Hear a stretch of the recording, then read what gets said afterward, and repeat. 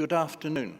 Let me first express my gratitude to the organizers of this wonderful World Ayurveda Congress for inviting me to speak.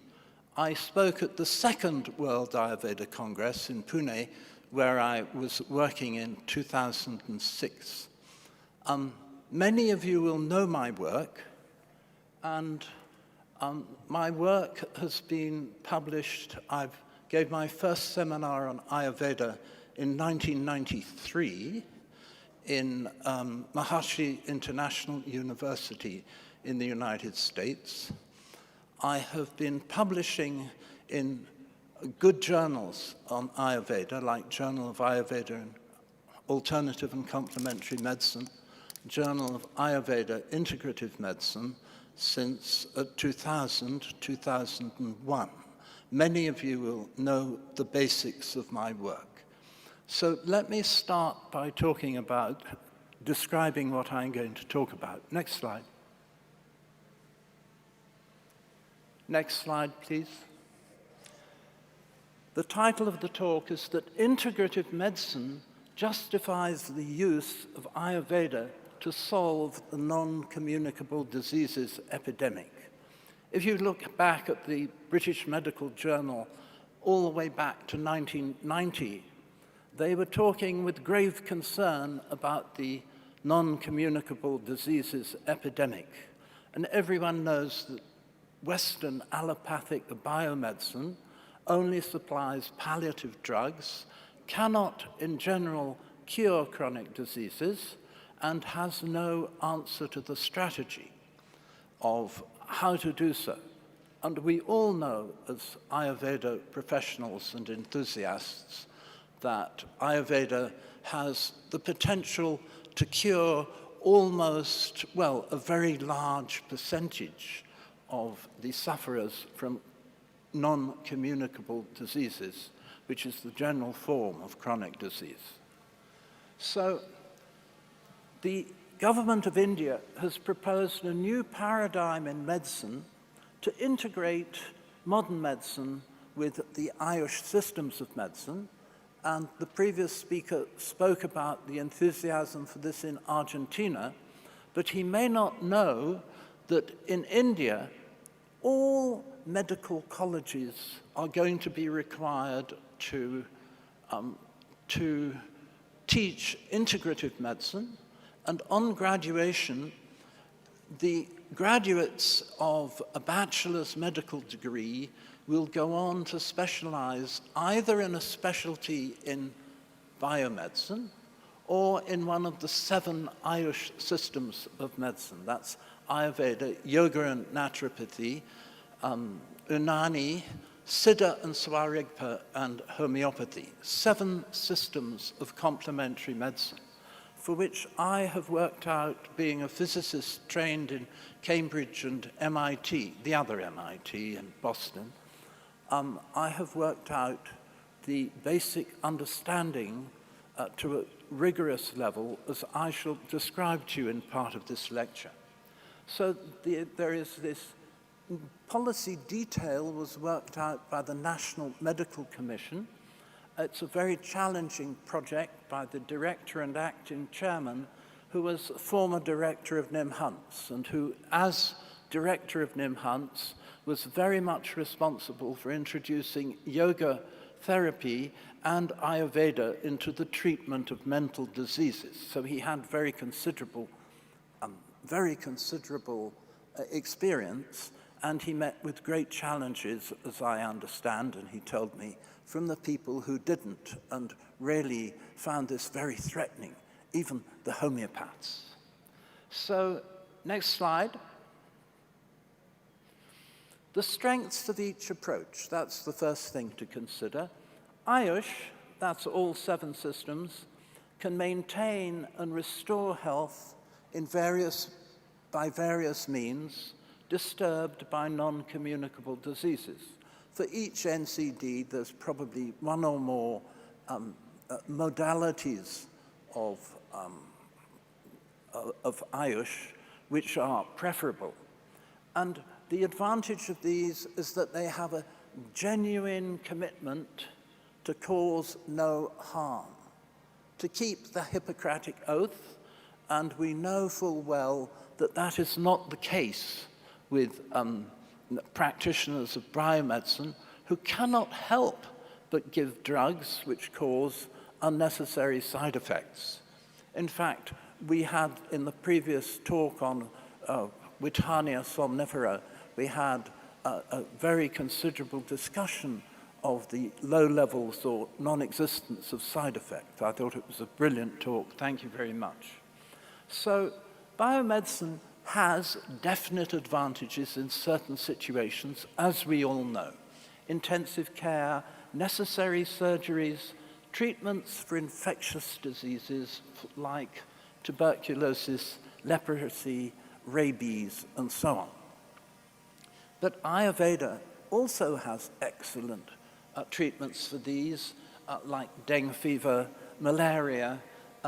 Leprosy was treated by the Shaka-Dwepi-Vaidyas to cure Lord Krishna's son, according to the last late parts of the Mahabharata.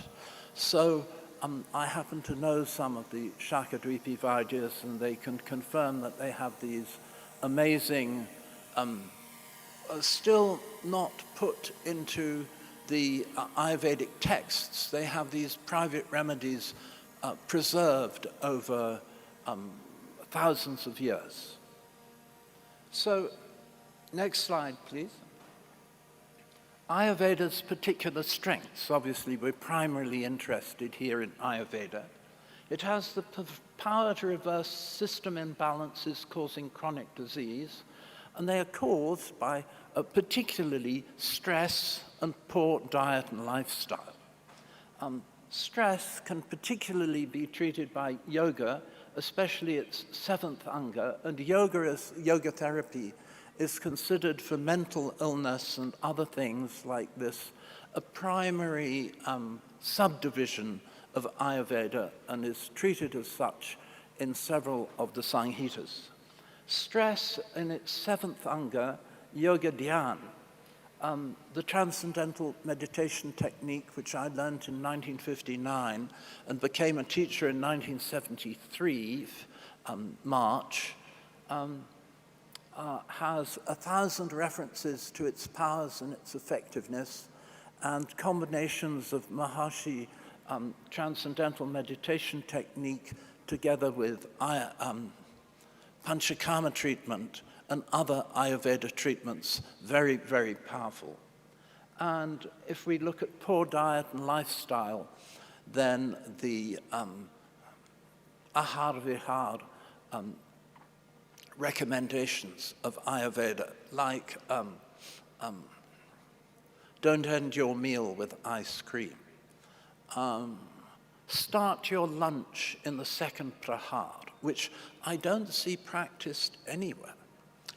But these are very strong recommendations by Ayurveda for strengthening the digestive system, making sure that toxins don't build up in the after products of digestion, and so on. You all know that, but I just need to remind us that Ayurveda has incredible strengths, and it can treat things like insulin resistance and glucocorticoid resistance, and so on. Next slide, please. So, integrative medicine will combine the two sets of strengths, those mentioned in slide 1, number 1, and the ones in number 2. So this enables it to treat as an integrated system of medicine, integrative medicine, pathologies of all kinds. You just have to have the correct person to understanding what to recommend, as happened in that well-known hospital in Gurgaon, which has had integrative medicine being practiced, modern medicine and Ayurveda, for several years. So it will optimize treatments for all pathologies. Biomedicine will be recommended to remove immediate symptoms, and as the imbalances improve, then Ayurveda and Ayush treatments will then be able to restore health in ways that modern medicine cannot, doesn't know how to, for reasons I'm going to explain to you, because as a theoretical physicist, I've actually worked out a strong theory for it, which I've called integrative biology. So next one, please. Integrative biology is a new theoretical foundation for integrative medicine. I published 2 papers on it, one in Annals of Ayurvedic Medicine in 2021 as an invited editorial with that name, and a second, a collaborative paper with my head of department and associate dean, Professor Anup Kale, in the Journal of Ayurveda and Integrative Medicine in a supplement in 2023. And if you really want to understand the theory, I would suggest that you read the second paper. It's quite condensed, so it's a little difficult. But I have offered always to answer any questions and any emails that people send me, and it's actually a very rigorous treatment. But it's highly unusual, and it incorporates sections of biology that biologists themselves haven't heard of, usually. I'll come to that. So next slide, number 5, please. Integrative biology. It's molecular biology plus several additions. By molecular biology, I mean you have the biochemical pathways here. Underneath, you have the enzymes made of polypeptide chains constructed in ribosomes by mRNA, synthesized in the nucleosome, probably, by the DNA. So you get this well-known molecular biology sequence. But I can tell you that if that was the only thing in biology, which is all doctors are taught, no organism would ever survive, because it wouldn't be able to do 2 things that I'm coming to next. It wouldn't be able to adapt to changes in the environment, and it needs to have adaptability. So there is a concept called fractal physiology, which is mathematically very precise but rather complex, and it can be interpreted by saying that the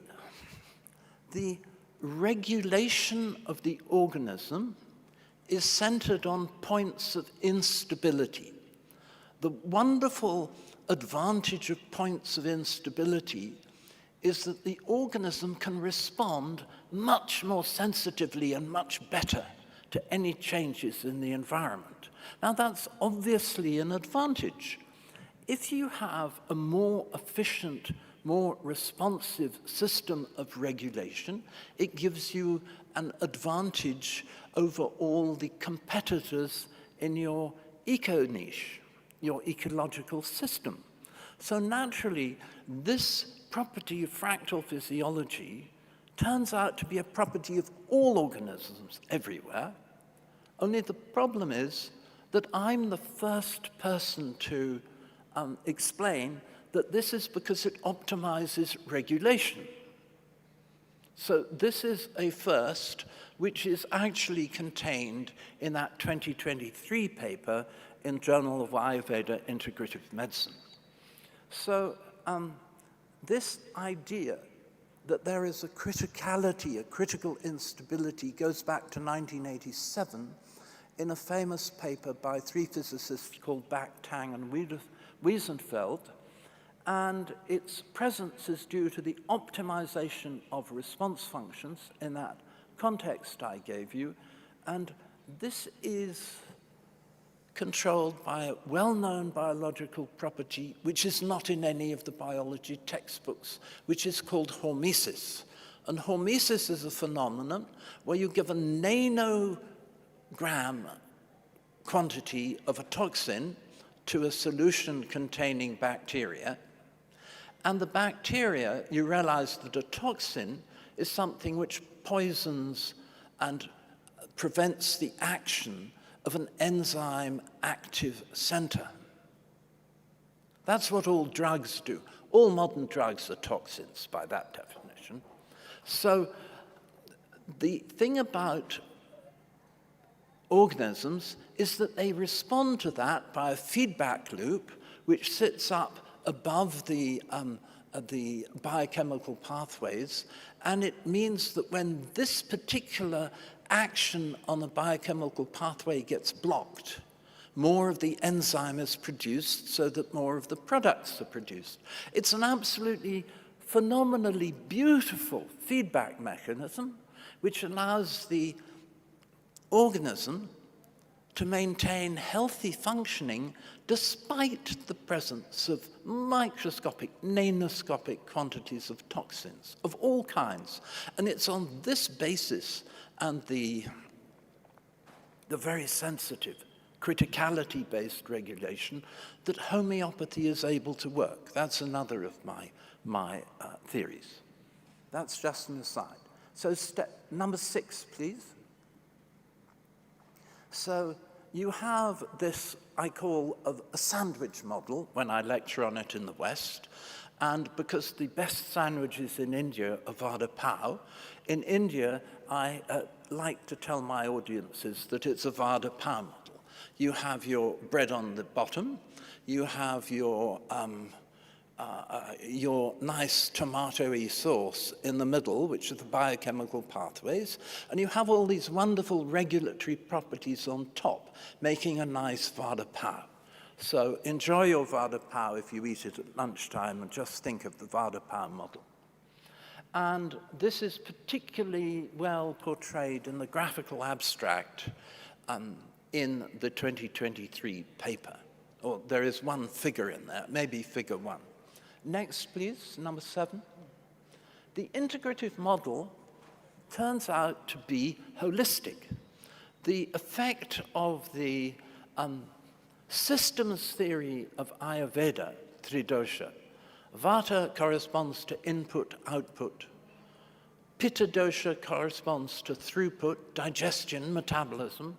And the Kapha dosha corresponds to storage, and we all know that lipids and carbohydrates have the power to aggravate kapha, particularly if you have insulin resistance. So there are the basic references. You can look them up on Google Scholar. And then I produced a paper in 2012 while I was working with founding the Journal of Ayurveda and Integrative Medicine, called The Ontological Status of Western Science and Medicine. It's reductionist, and it's completely in contrast to Ayurveda, which has a completely holistic picture of cell function and organism function, and which enables every function in the organism to get integrated. And that's only the beginning of it, and there will be 2 more phases in development of that picture soon. For instance, the last reference is an unpublished paper by myself and Baswati Bhattacharya, how biological regulation makes Ayurveda's 3 doshas behave like physical fields. Now this means that one dosha can literally move onto another. Vata dosha is centered in a healthy person in the lower abdomen. Pitta dosha in the middle of the torso, and Kapha dosha, the stomach and up to the head, and the throat and the eyes and so on. So you can move the region because these doshas have now assumed field-like properties, thanks to the instabilities. You can actually physically imagine one dosha moving on and causing aggravation, prakopa, to another dosha. So next one, please. 8, we're getting towards the end. Health in this system is optimal regulation. It became very clear to me after a lecture in Sharada Foundation in Mumbai in 2012 that poor regulation corresponds to poor health. The corollary to that is that if you can improve the quality of regulation, you improve the quality of health. So if you can, in some sense, optimize regulation, you get optimum health. But obviously, in each sector, optimum health corresponds to what you would call health. So Arogya gains, or even Swasthya, gains a particular definition. So there are 2 references in the Journal of Scientific Healing Outcomes founded by that great and wonderful ex-Vice-Chancellor of Manipal University. And you can compare this to the rather feeble WHO, World Health Organization definition. Health is just well-being on, sorry, it should read on, physical, mental, and social levels. Now, when you look at the definition of health, molecular biology only contains the lower half of the sandwich. There's no regulation to optimize, so within molecular biology, you cannot have this kind of sensitive definition of health. That's why you need integrative biology to make biomedicine more aware of the real science that is being played out in organism regulation. It's very necessary, and it has these marvelous effects. So, next slide, please. So Ayush systems restore health, and I like to put them, for this purpose, in the following sequence. You take naturopathy because its policies are to strengthen the life force known in the West as vis vitalis, the force, vis of life, vitalis. It enables self-healing to occur. That's the absolute primary strategy of naturopathic medicine. And it eliminates toxins and takes many steps, like hot and cold bathing, to prevent their buildup. Yoga therapy expands this to consider the life force as what might be called the life breath, prana. And of course, asanas, yoga asanas, anga 3 of yoga, are designed to remove blockages in the nadis so that the chi, sorry, it's not chi, I beg your pardon, the prana in its various forms can flow down the nadis. Don't look at the way your second president mistranslated that. He translated the hridaya as the heart, the nadis as the arteries, and as the prana as the oxygen in the bloodstream.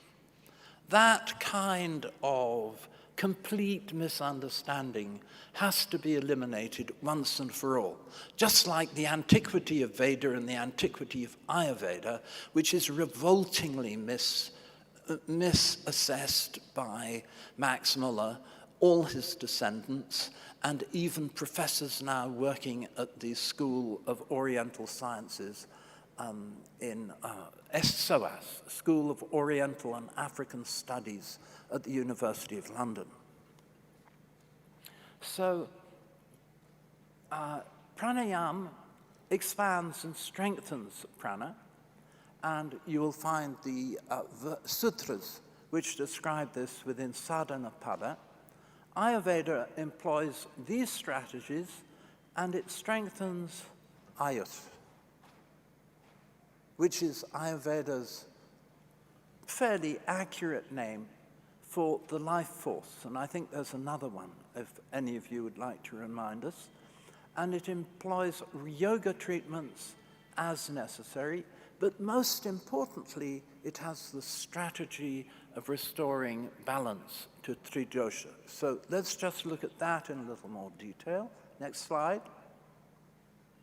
So Ayurveda has this wonderful description of how disease develops. I'll be 2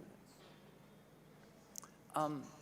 Shad-kriya Kal, the 6 stages of disease development, 6 stages of disease development described in Sushruta Samhita. It's the most wonderful pathophysiology. It's far, far above anything which is offered in the West. The West's pathophysiology was based on the great work by the French pathophysiologist Claude Bernard, and it's called La Pathophysiologie en français. And that was a pathophysiology of terminal disease and death. But Bernard asks the question in his book, how might health degenerate into the terminal symptoms that he described? Now, you will be aware of the 4 stages that come before manifestation and what's often translated as shredding. Avyakta and, sorry, it eludes me. Little did he know that Sushruta Samhita, written 2,500 years before, had all the answers. Really good answers that you can map out in great detail when you look at things like metabolic syndrome and almost every disease. And I've written papers on how stages 3 and 4 often can correspond to imbalances in the cytokines, IN6, IN8, IN12, and so on. And you can really map out the stages of Shad-kriya Kal as how the regulatory system, that after all, is the function of cytokines, how the regulatory system is driven out of balance. So let's look at the conclusion.